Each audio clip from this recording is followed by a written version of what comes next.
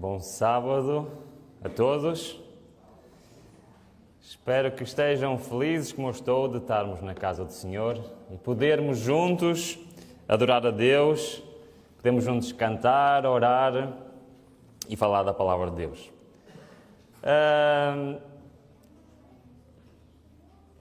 Por algum motivo surpreendente, não era suposto ser eu a estar aqui hoje. Como alguns se devem recordar, apenas há umas 4 ou 5 semanas eu ocupei este lugar. E quando foi feita a escala, a minha última pregação deste ano seria em dezembro. Mas com várias alterações que houve, depois tive que passar para 16 de outubro, depois ia haver um programa, depois mudou para conciliar todas as agendas e acabei por calhar neste dia. Por outro lado, até foi interessante ter calhado neste dia. E eu vou partilhar já agora rapidamente a história. A ideia deste sermão surgiu talvez uns 2 meses atrás, 2, 3 meses atrás, enquanto eu estava a caminhar num sítio muito bonito, chamado os Passadiços do Paiva. Não sei se há aqui irmãos que já fizeram Passadiços do Paiva. Já fizeram Passadiços do Paiva? Muita gente já fez os Passadiços do Paiva. E a ideia deste sermão surgiu aí. Mas, quando pela escala eu ia pregar nos últimos sábados de dezembro, eu pensei, bom, não vai ser este ano ainda. Mas com tantas alterações, calhou então eu poder trazer esta mensagem. E já vou contar um bocadinho o que é que se passou daqui a bocadinho o que é que se passou nos Passadiços do Paiva. Mas se olharem para o título, então, de hoje, é um título um bocadinho estranho, ok? O título diz, Porque sou vegetariano. Ora bem, eu gostava de partilhar um pouco da minha experiência pessoal. Como é que tem sido esta aventura de ser vegetariano? E porquê? Porque isto tem sido realmente algo que vale a pena partilhar. Não sei se os irmãos sabem, mas na minha casa, no meu lar, nós tomamos essa decisão por volta de 2012, mais ou menos. No entanto, desde 2005 que nós éramos parcialmente vegetarianos. Não sei se sabem o que é ser parcialmente vegetarianos. Se calhar muitos de nós somos parcialmente vegetarianos, que é, temos uma alimentação que é vegetariana e por vezes não é vegetariana. Sempre foi assim, desde que nos casamos. E eu queria confessar uma coisa, não sei se havia de dizer isto, mas até vou dizer. Durante muitos anos, eu e a minha família achávamos que o vegetarianismo estrito era extremismo, fundamentalismo, como quiserem dizer, e que, e eu vou confessar também isto, eu costumava criticar e, até certo ponto,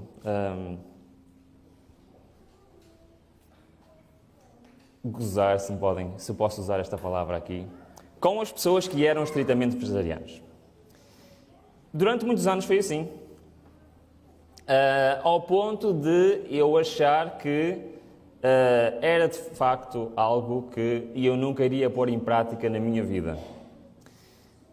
Mesmo eu olhava e pensava, bom, não entendo realmente porque é que as pessoas vão tão longe com estas ideias, e olhavam, o argumento era normalmente a saúde, mas muitas vezes eu olhava para estas pessoas e não via pessoas realmente assim muito saudáveis, não sei. E eu sempre tinha alguma dificuldade com este ponto. Bom, acontece é que depois eu eventualmente passei para o outro lado. E eu queria partilhar convosco hoje porque é que isso aconteceu, quais foram os motivos. E agora vou dar aqui uma afirmação que para mim é muito importante. Eu não sou vegetariano por causa da minha saúde.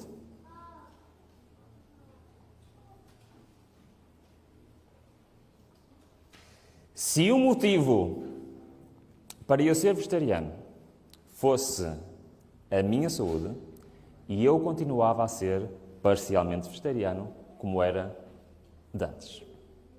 E como fui desde 2005 até 2012, 2013. Perceberam o que eu estou a dizer? Eu, na minha vida pessoal, a saúde não seria motivo suficiente para eu tomar esta decisão.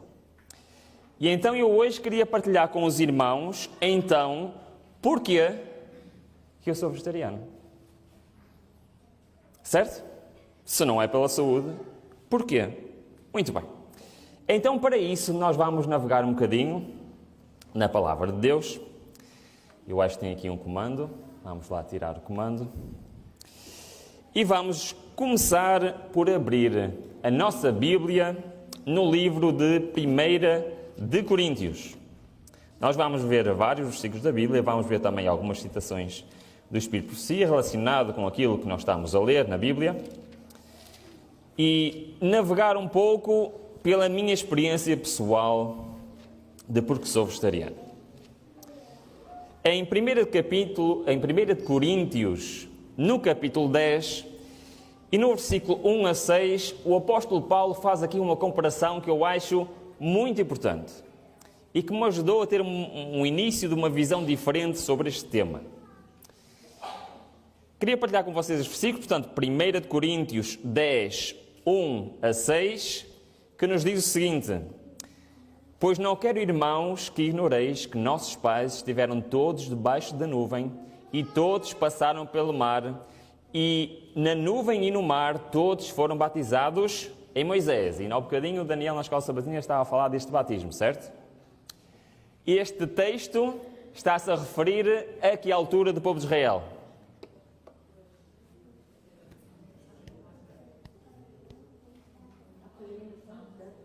Obrigada, Dina. Estão todos muito caladinhos. Em que altura se refere? À estadia do povo de Israel onde? No deserto. Muito bem. Vamos continuar. E todos comeram do mesmo alimento espiritual e beberam todos da mesma bebida espiritual, porque todos bebiam da pedra espiritual que os acompanhou e a pedra era Cristo. Mas Deus não se agradou da maior parte deles, pelo que foram prostrados no deserto. Quando é que aconteceu isto, de eles serem prostrados no deserto? Alguém se lembra? Não percebi. Por exemplo, sim. Houve, de facto, uma grande luta espiritual durante este tempo no deserto com aquele povo. Houve ou não houve? Sim ou não? Muito bem. Continuando. Ora, estas coisas nos foram feitas para exemplo, a fim de que não cobicemos as coisas más, como eles cobiçaram. Ou seja, o que o apóstolo Paulo nos está a dizer é que nós devemos, para nós hoje, tomar o exemplo do povo de Israel, tudo aquilo que eles passaram onde? No deserto, para que não sigamos o mesmo exemplo. Ok. E agora isto daria para muitos temas diferentes, como falaram o exemplo do bezerro do ouro. Mas houve muitos outros exemplos. Hoje vamos nos concentrar num deles. Qual foi? Já que estamos a falar de porque que eu sou vegetariano, vamos falar que no povo de Israel, quando eles estavam no deserto, houve ou não houve uma reforma na sua alimentação? Não? Sim? O que é que eles estavam habituados? Do que é que eles tinham saudades? De toda a ementa do Egito, não é? E houve ali uma mudança radical na sua alimentação que eles gostaram muito. Que eles tiveram assim um bocado de dificuldade em aceitar. Bom, se isso é um exemplo para nós, então vamos tomar isso como exemplo. Há uma citação no Espírito de Profecia que me chamou bastante a atenção em relação a este tema, que diz o seguinte: a luz que Deus tem provido e continuará a prover sobre a questão da alimentação deve ser para o seu povo hoje. Quando? Quando? Hoje. Para quem? Quem é o seu povo hoje? Sou eu? Certo? Muito bem. A questão sobre a alimentação deve ser para nós hoje o que foi o maná para os filhos de Israel. O maná caiu do céu e ao povo se ordenou colhê-lo e prepará-lo para ser comido. Assim, nos diferentes países do mundo, luz será dada ao povo do Senhor e alimentos saudáveis próprios para esses países serão preparados. Então, acabamos de ver o apóstolo Paulo dizer que aquilo que eles passaram no deserto deve ser um exemplo para cada um de nós. E agora temos aqui, mais especificamente, um exemplo sobre a nossa alimentação, certo? Então, assim como Deus deu o maná ao povo de Israel no deserto, hoje Deus desafia-nos a uma alimentação saudável para cada um de nós. Muito bem. Então, uma vez, a minha esposa estava a estudar vários livros sobre este assunto, e especialmente alguns livros de profecia, e ela estava a fazer uns PowerPoints,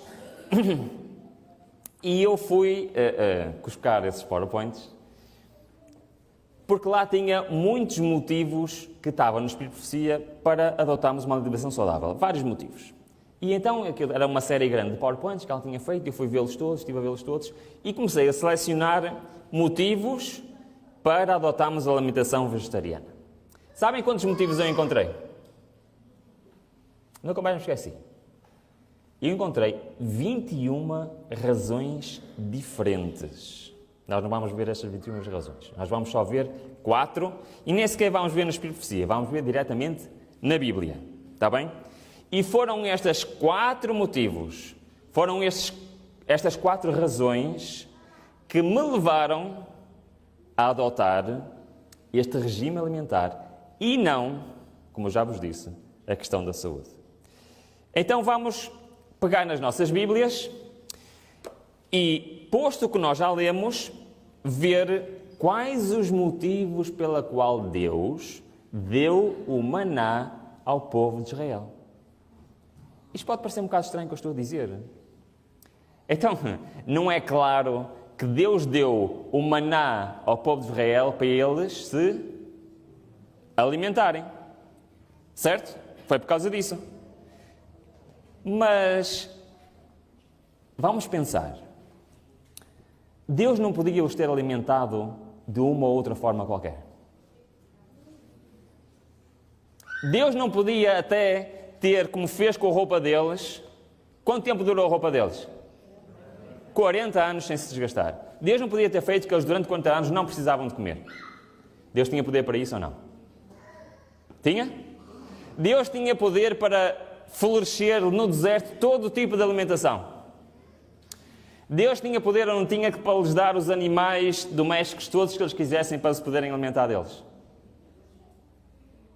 Então porquê que Deus deu um maná ao povo de Israel? O próprio Deus explica. Há 5 motivos. 4 deles foram aqueles que me convenceram. Vamos ver. Motivos para maná para Israel, e os mesmos motivos se aplicam a nós hoje, como foi um exemplo para cada um de nós, para a alimentação saudável, para a reforma da saúde para nós. O primeiro desses motivos encontra-se então em Êxodo 16. Vamos então a Êxodo, capítulo 16, que é exatamente o capítulo que nos fala de Deus planear dar o maná ao povo de Israel. 16, versículo 35. E reparem, nos diz assim. Este é o primeiro motivo. Ora, os filhos de Israel e os filhos de Israel comeram o maná 40 anos, até que chegaram a uma terra habitada. Comeram o maná até que chegaram aos termos da terra de Canaã. Quando eles chegaram à terra de Canaã, esta reforma de saúde continuou ou não? Para o povo de Israel? Não. Esta reforma de saúde tinha um objetivo. E esse objetivo era até quando? Então vejam se concordam comigo. Deus tirou um povo do Egito. Um povo que até já se tinha esquecido dele, das suas leis, de como se devia comportar. Mas Deus estava a fazer o quê? Estava a preparar um povo para quê? Para chegar onde? A Canaã. Certo? E por isso ele fez uma reforma, fez muitas, mas incluindo a reforma da alimentação. Será que o mesmo motivo pode ser aplicado a cada um de nós? Será que nós estamos também a preparar-nos para alguma Canaã?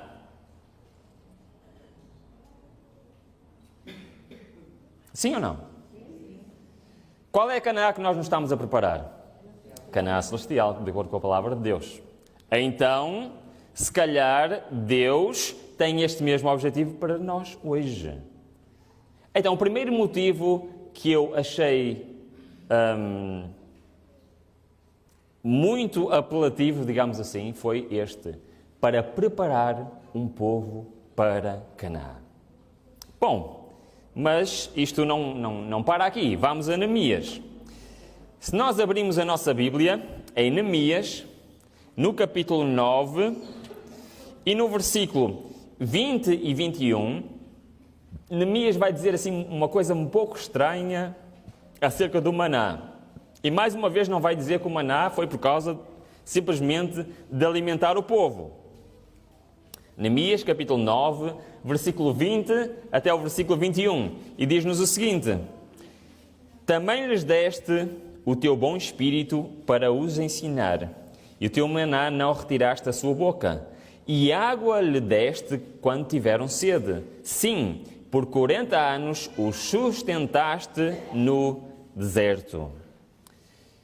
Bom, o texto não é assim totalmente claro, mas parece que Neemias está aqui a dizer que um dos motivos que Deus deu o maná ao povo era para os ensinar alguma coisa. Será que isto tem algum cabimento? Tem, porque se voltarmos novamente ao livro de Êxodo e ao capítulo 16, nós vamos ler vários versículos aqui do capítulo 16, se nós voltarmos e lermos do 24 ao 28, Deus está a usar exatamente o maná para ensinar uma coisa super importante ao povo de Israel. E o que é que Deus está aqui a ensinar? Versículos 24 ao 28 diz-nos o seguinte: guardaram-no, pois, até o dia seguinte, como Moisés tinha ordenado, e não cheirou mal. Nem houve nele bicho algum. Então disse Moisés: comei-o hoje. Portanto, hoje é o sábado do Senhor. Hoje não o achareis no campo. 6 dias o colhereis, mas o 7º dia é o sábado. Nele não haverá. Mas aconteceu ao 7º dia que saíram alguns do povo para o colher, e não o acharam. Então disse o Senhor a Moisés: até quando recusareis guardar os meus mandamentos e as minhas leis? Então isto, não sei se vocês acham isto interessante, mas eu acho isto super interessante. Deus usou a maneira como dava este alimento ao povo para ensinar o que é ao povo, ou para relembrar o que é aquele povo. Como guardar o sábado. É interessante que mais tarde, quando Deus deu a lei ao povo, o sábado diz lá o quê? Qual é a primeira palavra que aparece nesse mandamento? Lembra-te.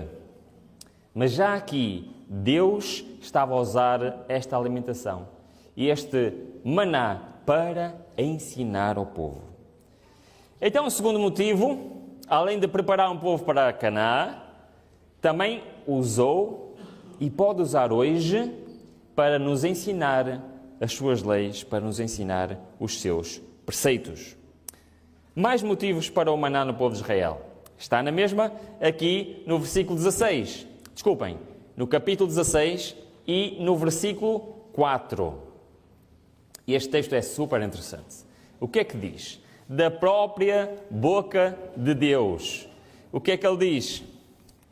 Então disse o Senhor a Moisés: vou dar o maná para o povo se alimentar e não passar fome. É isso que diz a vossa Bíblia? Então disse o Senhor a Moisés: eis que farei chover pão do céu, e sairá o povo e colherá diariamente a porção para cada dia. Para quê? Para que nunca mais passe fome.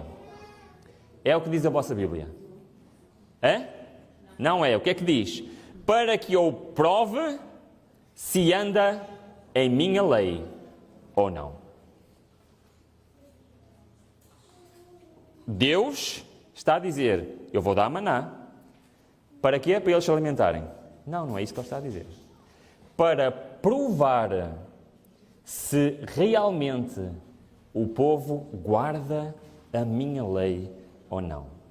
Bom, quando eu li isto e comecei realmente a pensar nisto, eu comecei a pensar, se calhar isto é mais importante do que aquilo que eu estou a achar. Então nós já vimos, e continua, só para confirmar este pensamento, se nós formos a Deuteronômio 8, que digo mais à frente, ainda vamos voltar a Êxodo, mas dentro de Deuteronômio 8, no versículo 2, diz-nos exatamente o mesmo. O livro de Deuteronômio, que vamos ter o prazer de estudar durante este trimestre, é um dos meus livros preferidos na Bíblia. Diz-nos o seguinte, 8:2: e te lembrarás de todo o caminho pelo qual o Senhor teu Deus te tem conduzido durante estes 40 anos no deserto. Mais uma vez está a falar exatamente igual. A fim de te humilhar e de te provar, como já falamos. E para quê também? Para saber o que estava no teu coração, se guardarias ou não os seus mandamentos. Este maná no deserto foi muito mais do que apenas alimentar um povo. Foi para preparar um povo para Canaã, foi para ensinar os seus preceitos, as suas leis, e foi para provar a obediência do povo de Israel. No entanto, no versículo seguinte nós temos ainda um quarto motivo. Como eu vos disse, foram 4 motivos que me convenceram.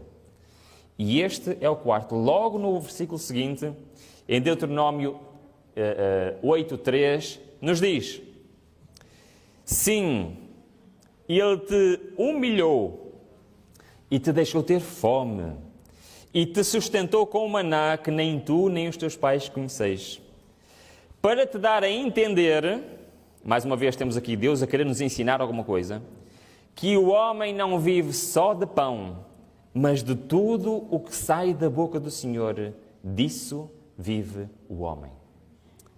Estas foram as palavras que Cristo citou. Lembram-se? No deserto da tentação, Cristo citou estas palavras. E o que é que Deus nos está aqui a querer dizer? É que esta reforma da alimentação que Deus deu ao povo de Israel, este maná, tinha um quarto objetivo: a ensinar a dependência total de Deus. Deus se desse àquele povo maneira de eles cultivarem, ou maneira de eles próprios arranjarem o seu alimento, esta dependência não seria ensinada. Mas desta forma, Deus quis mostrar àquele povo que eles deviam depender totalmente de Deus.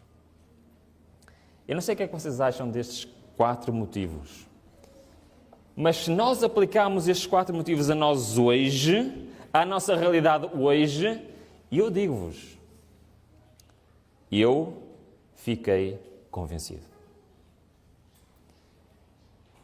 Como eu vos disse, não foi por causa da minha saúde que eu adotei este regime alimentar nem a reforma da saúde.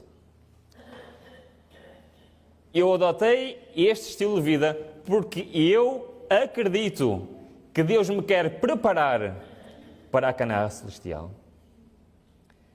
Que Deus me quer ensinar de uma forma ainda mais especial as suas leis, os seus estatutos.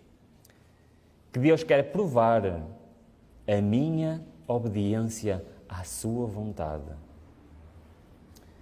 E Deus me quer ensinar que eu devo depender dele em todos os aspectos da minha vida. Bom, mas quase sempre quando nos falam, e por isso durante mais de 30 anos eu não fiquei convencido por esta mensagem, porque quase sempre quando nos falam desta mensagem falam do aspecto da saúde. Existe este benefício? Sim, se um bocadinho mais à frente, Deuteronômio 8,16, reparem bem o que é que ele diz. Deuteronômio 8,16 diz o seguinte: que no deserto te alimentou com o maná, que os teus pais não conheciam, a fim de te humilhar e de te provar, como já vimos, e como consequência qual seria? Para nos teus últimos dias acontecer o quê? Te fazer bem.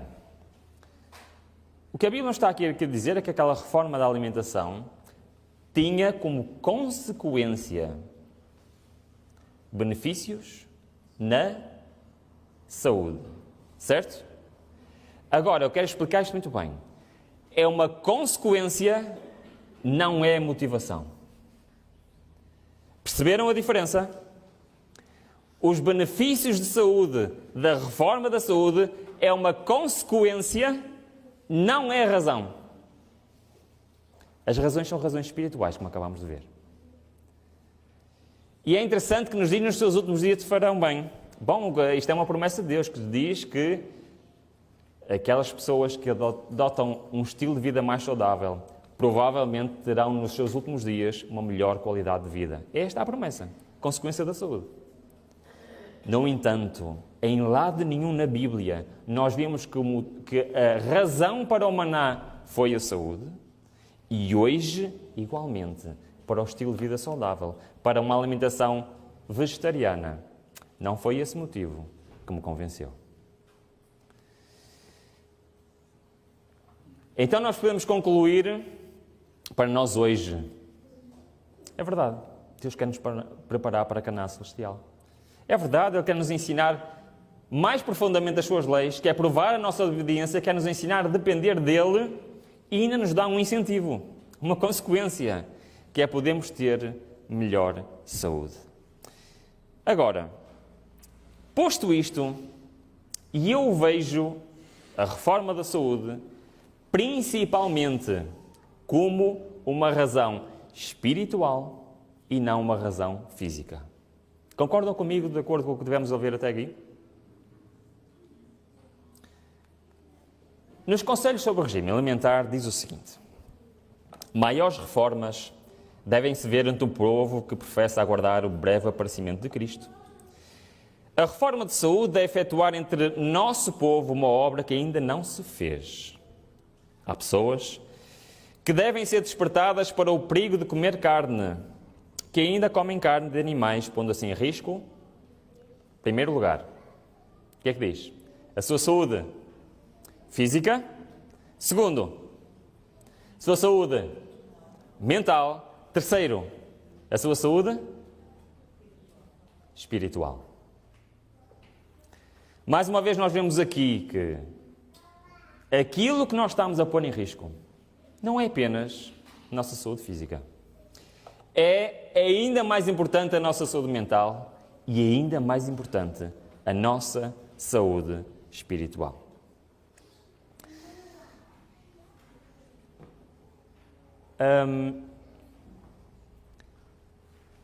No início do ano passado, permitem-me contar uma história. O meu testemunho pessoal. Eu não gosto muito de contar as experiências que tenho, mas acho que o devo fazer. E porquê deste tema? Porque eu tenho reparado, ao longo destes anos, as oportunidades que Deus me tem dado, através deste regime alimentar, de falar dele e da sua palavra. Vou dar só um exemplo, podia dar muitos. Vou só dar um exemplo. Eu viajei de avião pela primeira vez sozinho em janeiro do ano passado. Sempre tinha viajado de avião acompanhado, porque fui fazer uma viagem missionária ao Brasil. Fui lá convidado para pregar num congresso jovem E na viagem para lá, eu estava sentado ao lado de um jovem que deveria ter perto dos seus 30 anos. Sentámos-nos, estávamos lá já talvez há 1 hora, um pouco mais.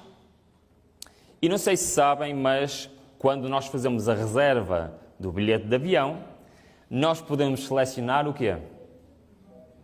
Aquilo que nós queremos comer, o tipo de regime alimentar. E eu, para ter a certeza que não me trazem alguma coisa que eu não queira comer, eu seleciono sempre vegan, ok? Quando alguém tem um tipo de alimentação, existe lá muitos diferentes, está bem? Quando escolhe um tipo de alimentação diferente, essa comida é trazida em primeiro lugar. Portanto, as hospedeiras vêm primeiro entregar as refeições especiais e depois é que vem o carrinho com as outras refeições. E assim aconteceu. Ela veio, primeiro pousou a minha alimentação, tem lá a sigla, VGM, se eu não me engano, e depois pergunta-me se foi eu que escolhi, exatamente. Pousou a comida e depois veio outra comida. Ora, o rapaz estava sentado ao meu lado, achou estranho e eu receber a comida primeiro. E o que é que ele fez? Perguntou-me, então mas porquê é que trouxeram a tua comida primeiro? E eu expliquei, porque eu sou vegetariano, porque escolhi, né? E as trazem primeiro. E ele achou aquilo, o quê? Achou aquilo bastante curioso. O que é que ele começou a fazer? O que é que ele começou a fazer? Perguntas, muito bem. E então ele fez uma pergunta. Porquê que és vegetariano? Sabem qual é a minha resposta? Qual foi a minha resposta para ele? E eu disse-lhe, é por motivos espirituais. E então é que ele ficou o quê? Mais curioso ainda. E continuou a fazer perguntas. E porquê? E porquê? Bom, o que é certo é que nós tivemos 2 horas de certeza a falar. Rapidamente os motivos passaram da alimentação para quê? Para os motivos espirituais e para a palavra de Deus. Um jovem que é cristão, que chegou a ser pentecostal e que era evangélico, mas tinha muitas dúvidas. Estudámos o livro de Atos juntos, a parte dos dons das línguas. Ele fez várias perguntas sobre a alimentação, sobre o Levítico 11, sobre o sábado. Estivemos horas a falar da palavra de Deus. E sabem qual foi o motivo que despertou tudo isso? Foi uma simples pergunta. Porquê é que tu és vegetariano? Seja com clientes, seja em almoços de negócio, seja em viagens, várias vezes Deus me tem dado a oportunidade de testemunhar dele, da sua palavra, por este mesmo motivo. E daí eu lembrei-me, eu disse-vos há bocado, não foi? Quando eu estava a caminhar onde? Estou a ver se vocês estavam atentos, dos passadiços do Paiva. Vou contar rapidamente esta experiência também, porque o tempo vai avançando. Estava o meu cunhado cá em junho e tínhamos combinado fazer os passadiços do Paiva, mas quando fomos marcar, na data que nós podíamos ir, o que aconteceu? Quem já lá foi, o que aconteceu? Não marcámos atempadamente e já não havia bilhetes. Bom, mas nós queríamos mesmo ir e aquela era a única data que tínhamos disponível. Então eu tive uma ideia. Qual foi a ideia? Bom, eu vou contactar lá as agências de viagens daquela zona, pode ser que eles tenham alguma, como é que se diz? Visita guiada, não é? Pelos passadiços de Paiva e que tenham bilhetes especiais para eles. Tive esta ideia, fui à internet, encontrei uma, telefonei e eles disseram, sim, não há problema, podemos ir amanhã, este é o preço e terá um guia convosco. Bom, era um bocadinho mais caro, mas era a única possibilidade que nós tínhamos, então nós fomos. Então fomos para uma aldeia lá perto, era o ponto de encontro lá, depois caminhávamos até à ponte, atravessávamos a ponte e fazíamos os passadiços do Paiva. E o guia ia sempre parando em vários sítios, explicava a ponte, depois no caminho várias vezes parava, explicava e ia falando. Então aconteceu uma coisa curiosa. Já, talvez a meio do caminho, era uma rapariga, nos seus, talvez, 20 anos, e ela veio a nós e já pela segunda vez disse: olha, não se esqueçam, está quase a chegar a hora de jantar, que nós aqui em Arouca temos uma especialidade extraordinária da nossa carne. Se quiserem, eu posso-vos dar um restaurante excelente em Arouca e vocês podem ir lá. Ela estava a fazer aquilo na sua boa vontade e a tentar ajudar-nos. E então o que é que eu respondi a ela? Eu agradeço muito a oferta, mas eu sou vegetariano. Então a conversa já não parou por ali. O que é que ela perguntou a seguir? Porquê que é vegetariano? Então começou uma conversa, que ainda durou alguns minutos. Bom,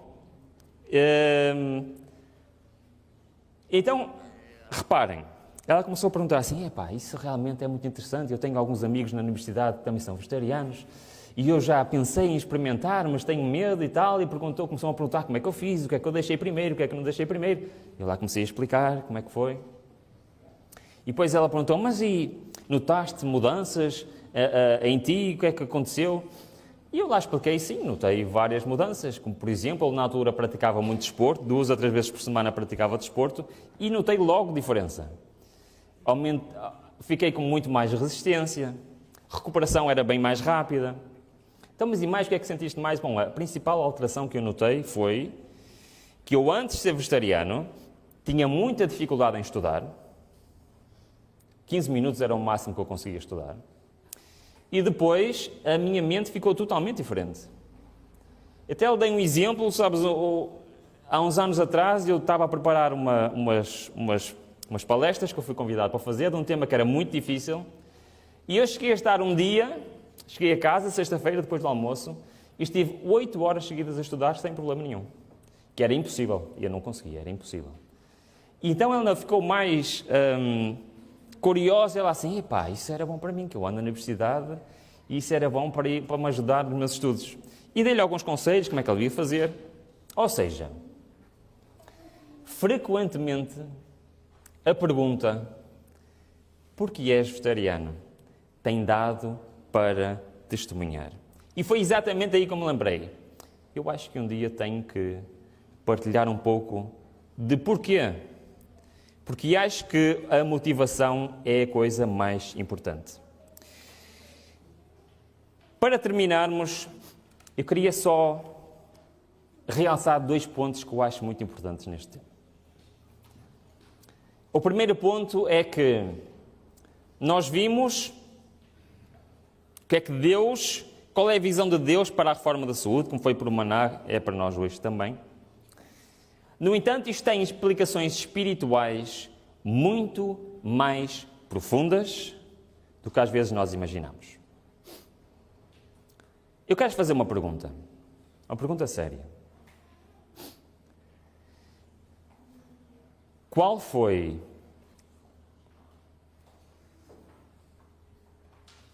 o ato que levou que o pecado entrasse no mundo?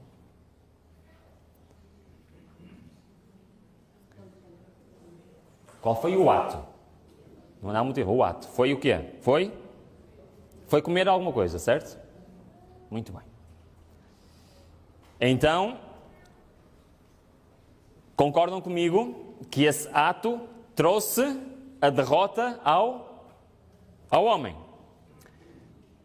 Eu acho isto muito interessante, sabem porquê? Porque quando Cristo foi levado ao deserto da tentação, qual foi a primeira tentação que Satanás trouxe para com Jesus? Teve a ver com o quê? Teve a ver com o quê? Com a alimentação. Agora vou fazer mais uma pergunta. Vocês acham que Satanás pôs logo a tentação mais difícil no fim? Ou deixou para o fim as mais difíceis? É uma pergunta difícil que eu fiz agora, não é? Será que Satanás foi logo com a tentação mais difícil? Ou não? Boa, obrigado. Gostei da vossa resposta. Já ouvi as duas e gostei das duas. Porquê? Porque tiveram coragem de falar. É interessante que num ato parece tão simples, trouxe o pecado a este mundo, e vimos que Satanás conseguiu resistir a essa tentação ou não? Ele tinha fome. Desculpem, Jesus conseguiu resistir à tentação ou não? Ele tinha fome, Jesus. Eu já tive, por motivos contra a minha vontade, 7 dias sem comer.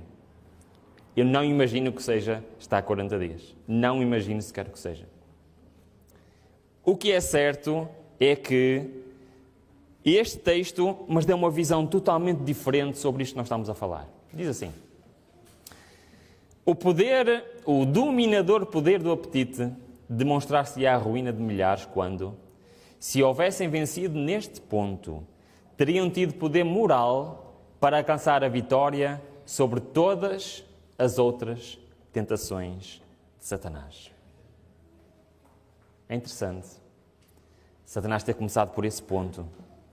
No entanto, após Cristo, que estava a desfalecer, há 40 dias sem comer, ter resistido à tentação, e ele estava pronto para quê? Para resistir a todas as outras. E isto é um desafio para nós hoje. Porque a reforma da saúde, como nós vimos, o real motivo é um motivo espiritual. Os alimentos cárneos, à vontade, nem sempre têm... Desculpem, estou a ler isto incorretamente e tem a ver com o que estávamos a falar, da parte mental. Os que usam alimentos cárneos à vontade nem sempre têm o cérebro desanuviado e ativo o intelecto. Pois que o uso da carne de animais tende a tornar pesado o corpo e a entorpecer as finas sensibilidades do espírito. E eu digo-vos que, mentalmente, sinto uma diferença radical entre quando eu era parcialmente vegetariano para quando me tornei vegetariano. É uma obra individual. E eu quero dizer aqui claramente, antes de ler o resto da citação, que eu não tenho absolutamente nada contra quem segue os princípios alimentares de Levítico 11. Nada contra. Nem tenho nada a ver com o que as outras pessoas comem ou deixem de comer. Aliás, nem podia ter, porque eu os segui durante mais de 30 anos. No entanto, acho que isto, como diz o texto, é uma obra individual. É algo que devemos pensar, será que é para mim? Uma obra que não pode ser deixada para o outro. A glutonaria é um pecado prevalecente neste século. O lascívio apetite toma homens e mulheres escravos, obscurecendo-lhe o intelecto e estupidificando-lhes a sensibilidade moral. Mais uma vez temos a moralidade. A tal ponto que as sagradas e elevadas verdades da palavra de Deus não são apreciadas. Aqui está uma lição para todos. Isto é uma lição para todos, mas especialmente para os jovens. Estrita conformidade com os reclamos de Deus é benéfica à saúde do corpo e da mente. Para alcançar a mais elevada norma de consecuções morais e intelectuais, é necessário sabedoria e força de Deus e observar estrita temperança em todos os hábitos da vida. Muito bem, todos nós conhecemos esta mensagem, acho que não é novidade para nenhum de vós, mas a pergunta que eu fiz a seguir, e vamos terminar com este aspecto, é: a partir de quando?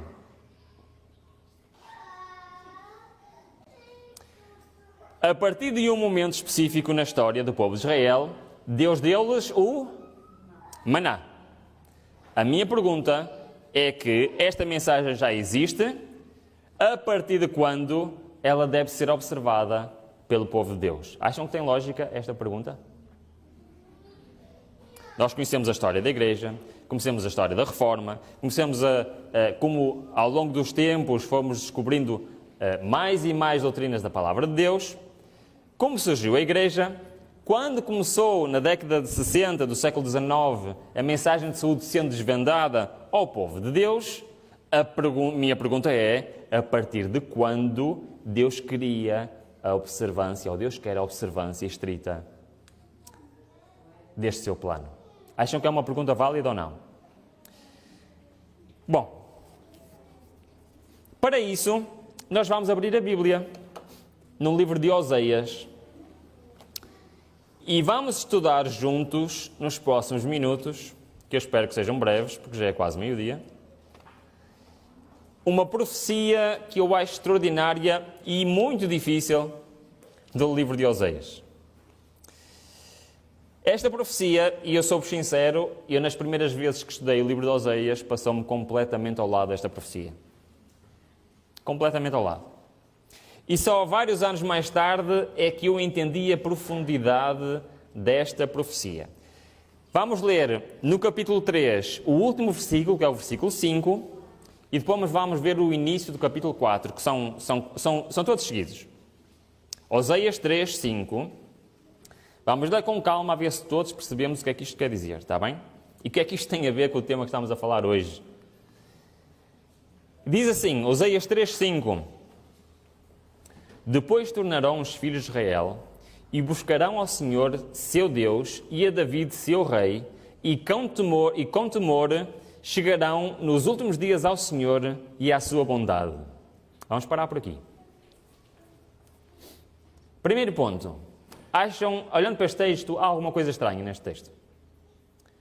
Vocês sabem, mas Oseias viveu no século 8 a.C. E ele está a dizer que Israel voltará a buscar ao Senhor e a David, seu rei, sendo que David viveu 10 séculos antes de Cristo.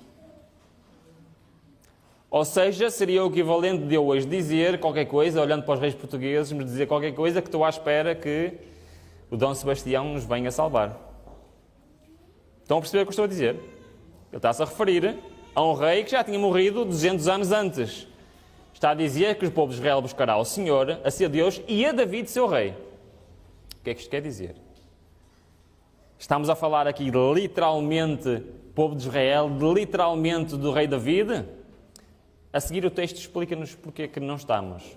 Porque diz, com temor chegarão nos últimos dias ao Senhor. Primeira conclusão. E este texto é para quando? É para os últimos dias. Boa. Quando é que é os últimos dias? É hoje, certo?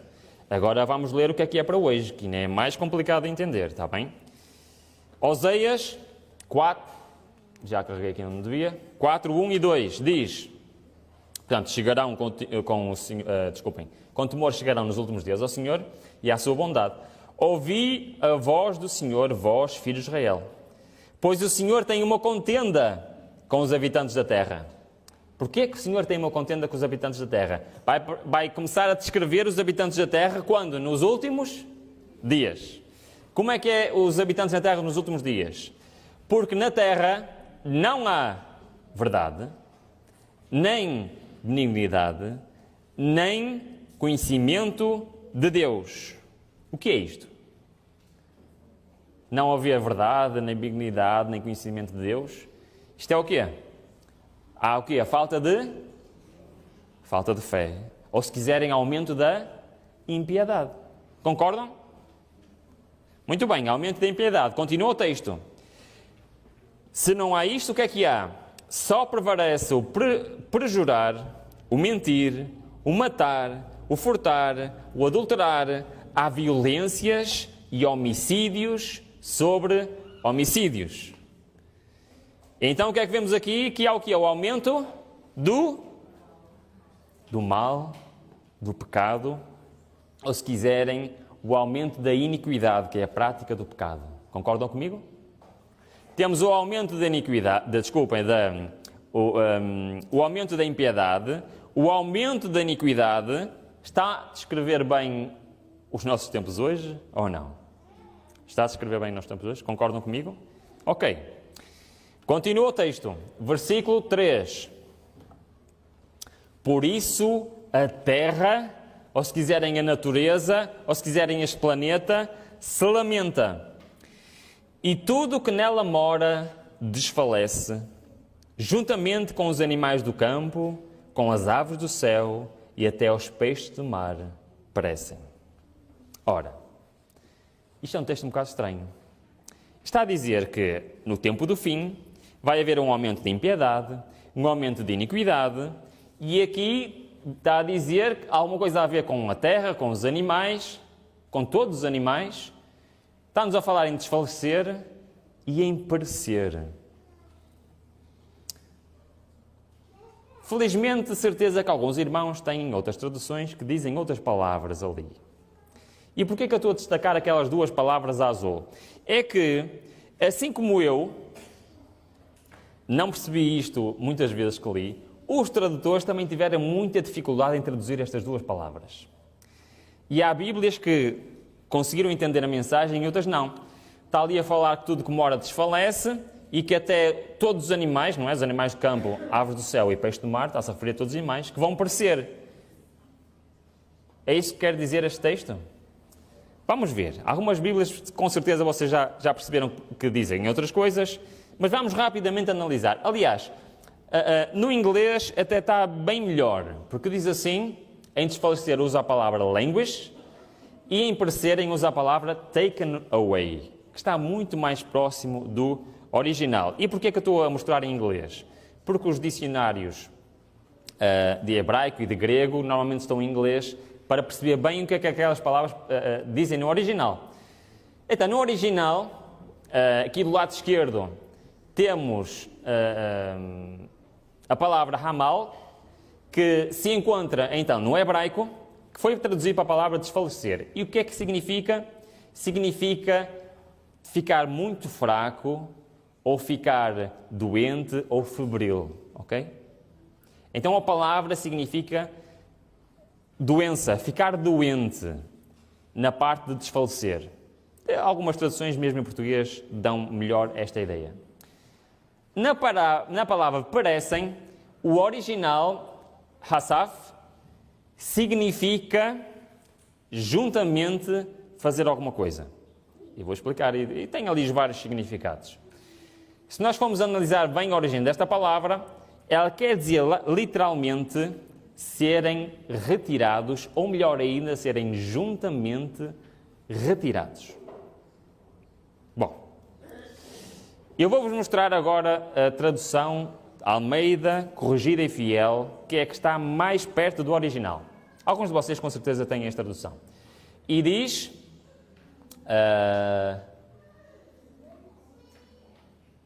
virão tremendo atrás do Senhor e das suas bênçãos nos últimos dias. E continua o texto e fala do aumento da iniquidade, fala do aumento da impiedade, e depois diz, por isso a terra se lamentará, qualquer que morar nela desfalecerá. Portanto, está-nos a dizer, dá-nos esta ideia de doenças no reino animal, e depois fala que então os animais serão tirados. Está bem parecido com a ideia original da palavra, que são juntamente retirados. Muito bem, ficámos confusos na mesma, certo? Resumindo, esta profecia de Oseias diz que no tempo do fim haverá um aumento da impiedade, um aumento da iniquidade, do pecado em geral, e um aumento das doenças entre a natureza e entre os animais, sejam eles animais terrestres, animais que voam ou animais que estão nos mares. E depois conclui a dizer que os animais serão retirados. É isto que diz o texto. Agora a minha pergunta é, perceberam alguma coisa que isto quer dizer? Eu li isto muitas vezes e não percebi absolutamente nada.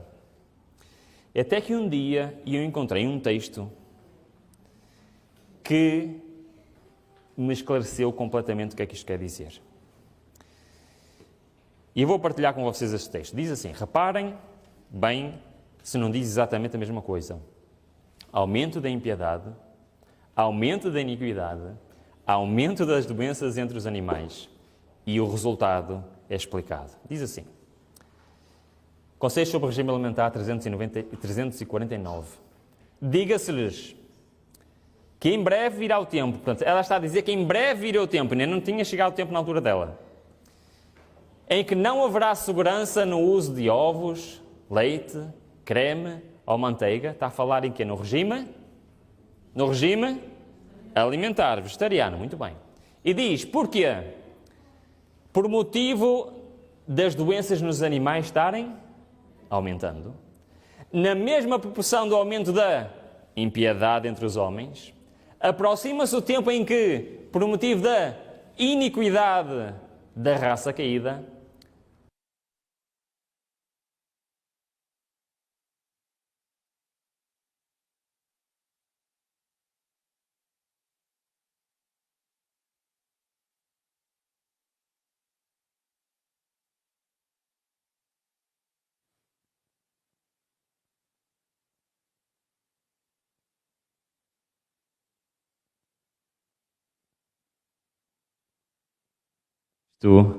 desculpem. Isto quer dizer que já estou a falar há tempo demais, não é? Já estou quase a terminar, peço desculpa. E o que eu estava a dizer então era que, neste texto, eu percebi o que é que a profecia de Oseias estava a dizer. A profecia de Oseias está a dizer muito claramente, com o aumento da impiedade, com o aumento da iniquidade, isto vai levar ao aumento das doenças entre os animais. Então, segundo este texto do Espírito de Profecia diz, não haverá mais segurança. Qual é a conclusão, então? A conclusão é que a Bíblia e a Espírito de Profecia nos estão aqui a dizer muito simples, para responder à pergunta que estávamos a fazer. Qual era a pergunta que estávamos a fazer? Quando devemos, como povo, pôr em prática esta mensagem? Quando é? Quando os animais ficarem doentes. Deus até nos diz quando. A nossa resposta é, será que eu aceito este desafio de Deus para a minha vida? Existe uma profecia no Espírito de Profecia sobre este tema que eu acho extraordinária. E eu queria terminar com este texto, mas antes eu gostava de vos dizer, se ainda não tomaste a tua decisão, como eu durante muitos anos não tomei, começa a pensar nisso. E porquê que eu digo isto? Porque o motivo para esta reforma não é a nossa saúde. Isso é apenas uma consequência, é apenas um benefício. O motivo é espiritual.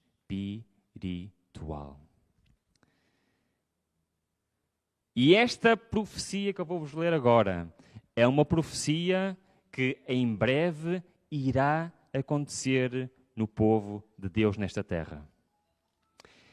Eu quero vos dizer e terminar este sermão com esta ideia, que diz o seguinte: e entre aqueles que se estão preparando para a Canaã celestial, como lemos ao início, e entre os que estão aguardando a vinda do Senhor, o comer carne será, afinal, abandonado.